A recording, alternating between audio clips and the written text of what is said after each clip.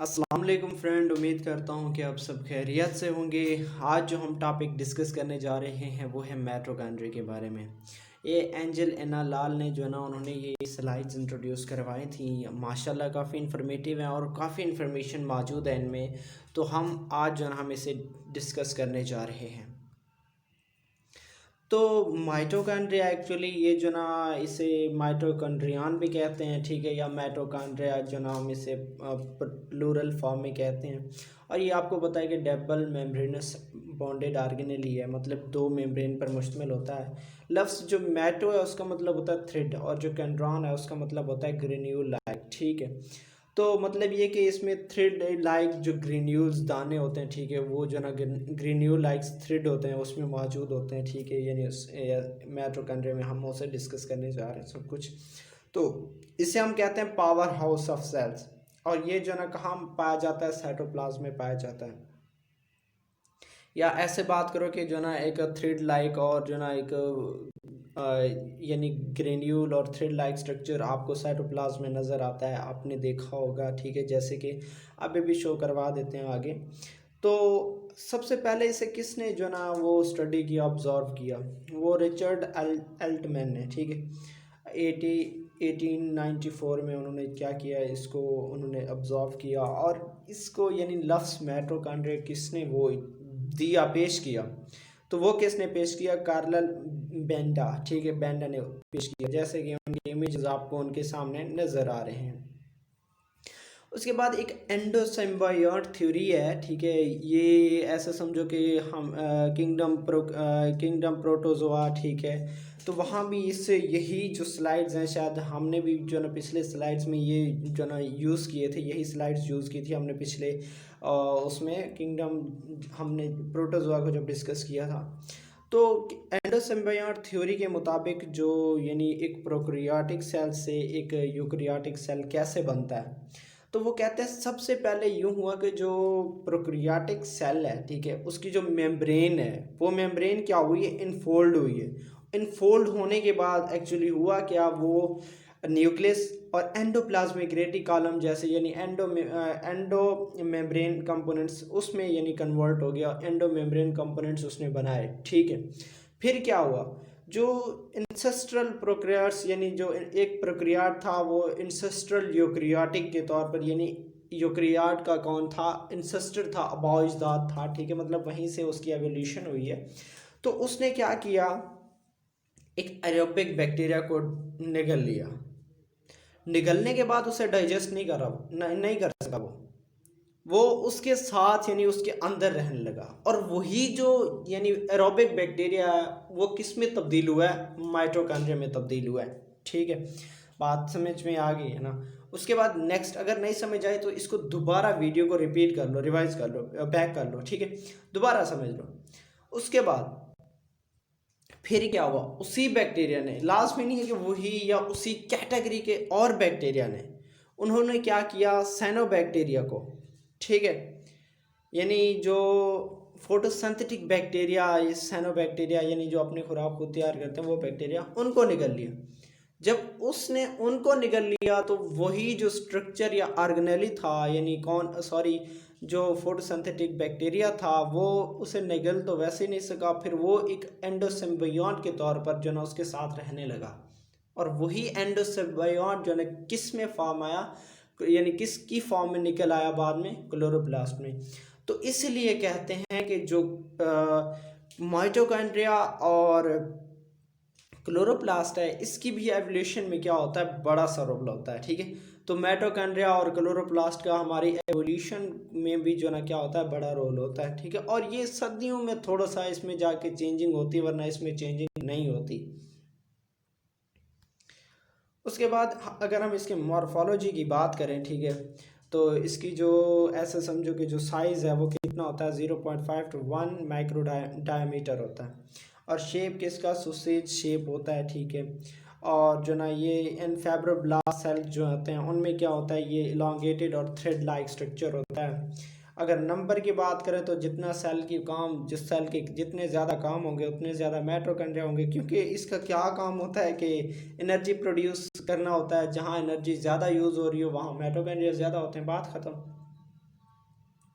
हमारा जो liver cell है उसमें 1500 जो ना माइटोकॉन्ड्रिया होते हैं 1 लीवर सेल में, ठीक है, एन एवरेज लीवर सेल्स, ठीक है। उसके बाद लोकेशन हमने अभी बात की कि जहाँ एनर्जी की ज़्यादा प्रोडक्शन यानी जहाँ ज़रूरत होगी एनर्जी जहाँ ज़्यादा रिक्वायरमेंट एनर्जी की होगी वहाँ माइटोकॉन्ड्रिया ज़्यादा होंगे। मिसाल के तौर पर जो स्पर्म है उसकी टेल में, क्योंकि स्पर्म को मूवमेंट चाहिए तो उस दौरान, ठीक है, एनर्जी माइटोकॉन्ड्रिया प्रोड्यूस करता है। इसी तरह से जो हमारे मसल्स हैं वो मूवमेंट करते रहते हैं, ठीक है, तो उनके लिए एनर्जी चाहिए होता है। इसी तरह से जो फ्लैजेला है, ठीक है, अब फ्लैजेला ने भी मूवमेंट ही शो करवाना होता है ना, तो उसके लिए भी किसकी ज़रूरत होती है, एनर्जी की ज़रूरत होती है। वो एनर्जी कौन प्रोड्यूस करता है, माइटोकॉन्ड्रिया प्रोड्यूस करता है। अगर हम साइटोप्लाज्मिक इनहेरिटेंस की बात करें, जो ओजाइट माइटोकॉन्ड्रिया है, ठीक है, यानी मैटरनल माइटोकॉन्ड्रिया, वही क्या करता है, इंफॉर्मेशन को यानी नेक्स्ट जनरेशन में ट्रांसफ़र करता है। लेकिन जो स्पर्मेटोजोआ, ठीक है, माइटोकॉन्ड्रिया पेरेंटल फादर की बात करें तो वो क्या होता है, ड्यूरिंग फर्टिलाइजेशन में तो वो मौजूद होता है, लेकिन जैसे वो एम्ब्रियोनिक इंडक्शन यानी एम्ब्रियोनिक डेवलपमेंट होती है तो वो जो क्या होता है, माइटोकॉन्ड्रिया होता है वो डिस्ट्रॉय हो जाता है। अब इस मैकेनिज्म को इतना ज़्यादा एक्सप्लेन नहीं किया गया, ठीक है, अभी तक इसकी स्टडी नहीं की गई। उसके बाद स्ट्रक्चर की बात करते हैं। स्ट्रक्चर ये आउटर मेम्ब्रेन पर मुश्तमिल होता है और इंटर मेम्ब्रेन स्पेस पे मुश्तमिल होता है, और साथ में क्या है जो है ना, स्पेस के अलावा इनर मेम्ब्रेन है, ठीक है, क्रिस्टिया और मैट्रिक्स है। तो ये आपको नज़र आ रहा है, ठीक है, मैं यहाँ से आप पॉइंटर भी ले लेता हूँ। तो ये जो है, ये देखें आपको आउटर मेम्ब्रेन शो हो रहा है आउटर साइड में, ठीक है, और ये देखो इनर मेम्ब्रेन आपको यहाँ शो हो रहा है, ये देखें यहाँ ज़रा, ठीक है। उसके बाद जो है ना ये आपको इंटर मेम्ब्रेन स्पेस यानी ये जो स्पेस आपको नज़र आ रहा है यहाँ, ठीक है, ये सारा स्पेस क्या है, इंटर मेम्ब्रेन स्पेस है। उसके बाद ये आपको फोल्डिंग स्ट्रक्चर यानी ये नज़र आ रही है, ये क्या है, क्रिस्टिया है। क्रिस्टिया के अलावा ये जो खाली जगह यहाँ आपको नज़र आ रही है, ठीक है, शायद ये पॉइंटर की कलर शायद आपको नज़र आ रही होगी क्योंकि दोनों एक जैसे हैं। इसी तरह से इसमें राइबोसोम भी मौजूद होते हैं और डीएनए भी मौजूद होते हैं। उसके बाद F0 और F1 कम्प्लेक्सेस भी होते हैं, इन्हें भी हम थोड़ा सा आगे डिस्कस करते हैं कि ये होते क्या है। आउटर मेम्ब्रेन की कंपोजिशन की बात करते हैं कि ये फास्फोलिपिड का बना हुआ होता है, फास्फोलिपिड बाइलेयर है। इसी तरह से जो ना ये क्या करता है कि जो पूरा माइटोकॉन्ड्रिया है उससे क्या करता है, इनक्लोज करता है, और ये जिस प्रोटीन का बना हुआ होता है उसे हम पोरिन प्रोटीन्स कहते हैं। मतलब ये आपने देखा होगा कि माइटोकॉन्ड्रिया का जो स्ट्रक्चर है उसमें छोटे छोटे पोर्स मौजूद होते हैं, तो इसीलिए हम उसे क्या कहते हैं, पोरिन प्रोटीन्स कहते हैं। इसी तरह से जो ना अगर हम इनमें आयंस की बात करें, ठीक है, इसमें बहुत सारे आयंस मौजूद होते हैं, न्यूट्रिएंट मॉलिक्यूल मौजूद होते हैं, और आपको पता है ये एनर्जी का मेन सोर्स है।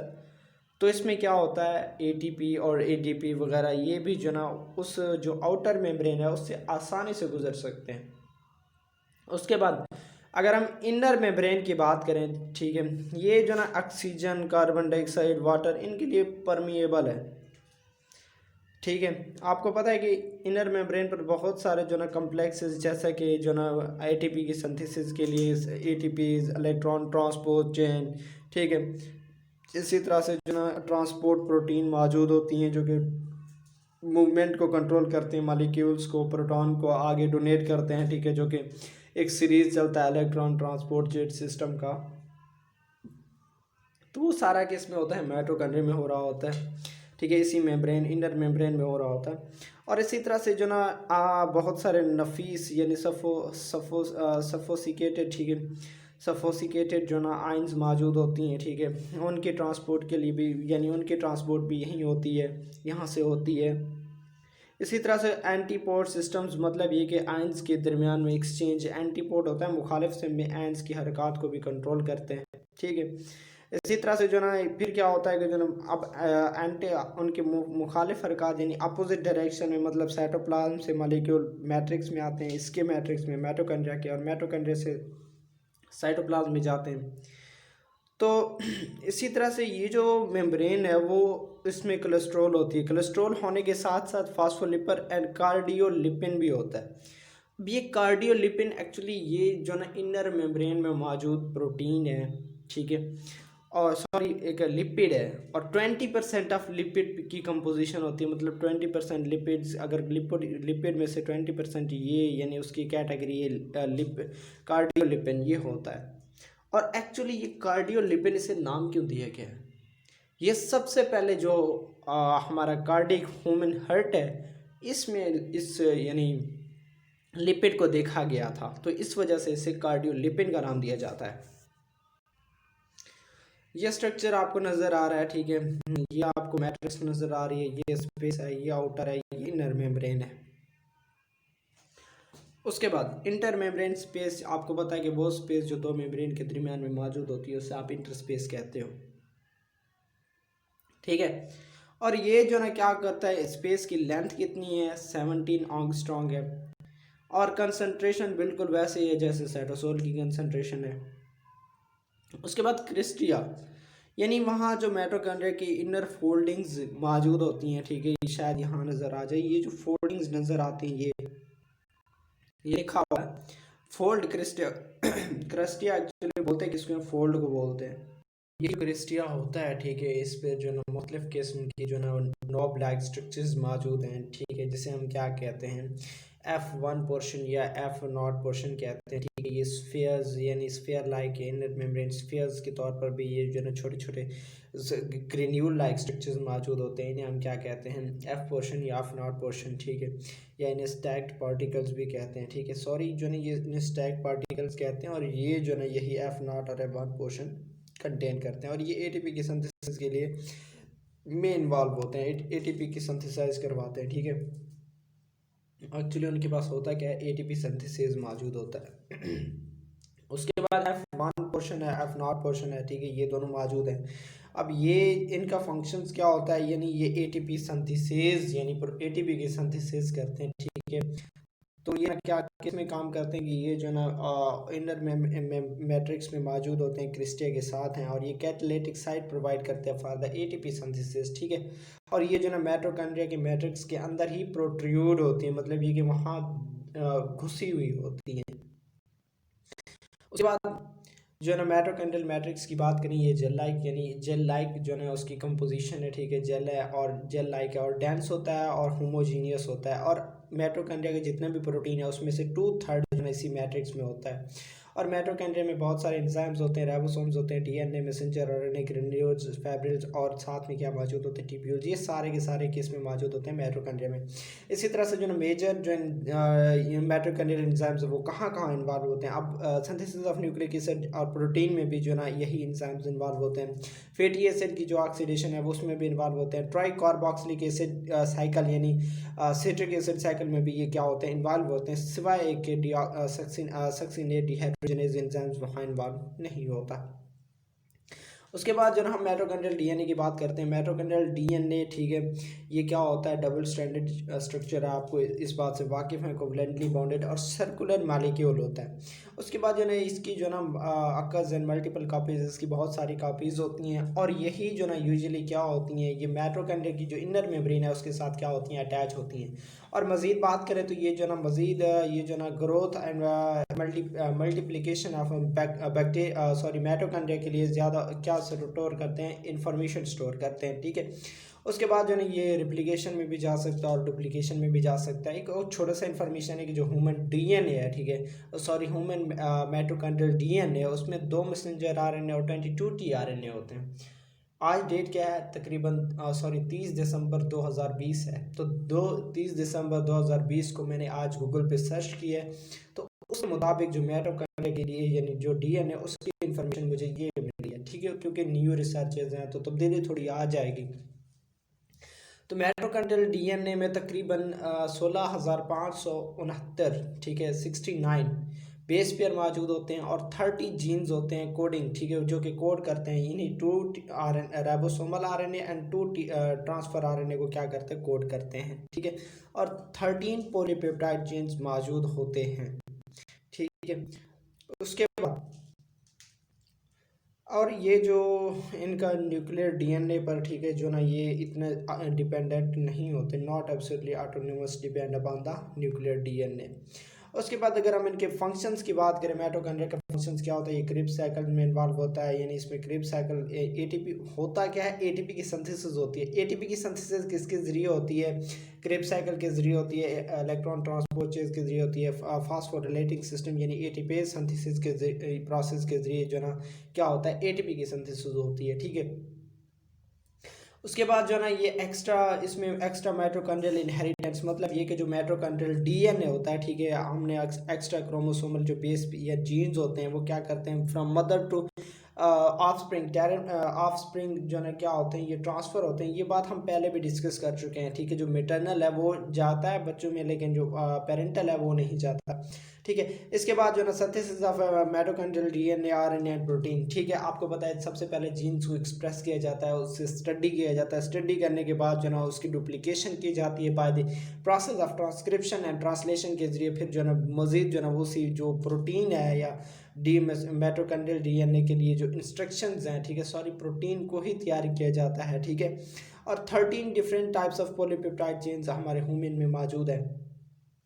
उसके बाद अगर हम साइट्स की बात करें, मेटाबॉलिक साइट्स रिएक्शंस की, तो उसमें आउटर, इनर और मैट्रिक्स तीनों में मौजूद होती हैं। जो कि आपको आउटर में कौन सी नज़र आ रही हैं, oxidation of epinephrine, degradation of tryptophan, elongation of fatty acid. इसी तरह से जो है इनर मेम्ब्रेन में कौन से होते हैं, ऑक्सीडेटिव फास्फोरिलेशन जो रिएक्शन अकर होता है वो इसी इनर मेम्ब्रेन में हो रहा होता है। उसके बाद जो है ना मैट्रिक की बात करें, cribs cycle, beta oxidation, detoxification of ammonia and urea cycle, इसी तरह से स्टोरेज ऑफ कैल्शियम एंड, ये सारे मैट्रिक्स में होते हैं। उसके बाद हम मज़ीद इनके फंक्शंस की बात करें तो हीट प्रोडक्शन होती है। मिसाल के तौर पर जो potential energy of proton electrochemical gradient है, यानी इलेक्ट्रॉन ट्रांसपोर्ट चेन्स के ऊपर प्रोटॉन इलेक्ट्रोकेमिकल ग्रेडियंट है, उससे क्या होता है, हीट रिलीज होता है, ठीक है। पोटेंशियल एनर्जी हीट के तौर पर रिलीज होता है। इसी तरह से जो ना एपोप्टोसिस में क्या होता है, यानी प्रोग्राम सेल डेथ में जो ना इसकी जो ना फंक्शंस होते हैं, ठीक है, बड़ा इसके इन्वॉल्वमेंट होता है। इसी तरह से क्या करता है कि जो ना एस्ट्रोजन्स और टेस्टोस्टेरॉन की सिंथेसिस में इन्वॉल्व होता है। और इसी तरह से जो न्यूरोट्रांसमीटर की मेटाबॉलिज्म है उसमें इन्वॉल्व होते हैं। इसी तरह से जो ना ये कोलेस्ट्रॉल मेटाबॉलिज्म में भी इसका रोल होता है। तो ये था आज का हमारा टॉपिक। अगर इसमें से कोई प्रॉब्लम है तो आप जो है कमेंट सेक्शन में कमेंट कर सकते हैं और इंशाल्लाह हम उसका जवाब ज़रूर देंगे। शुक्रिया।